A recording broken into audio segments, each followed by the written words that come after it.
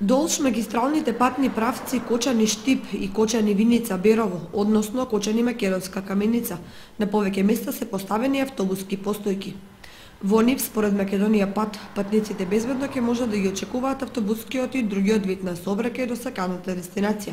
Според проектот, само во општина Кочани беа поставени десетина автобуски постојки. Тие денес се наоѓаат во незавидна состојба, од кои повеќето се уништени.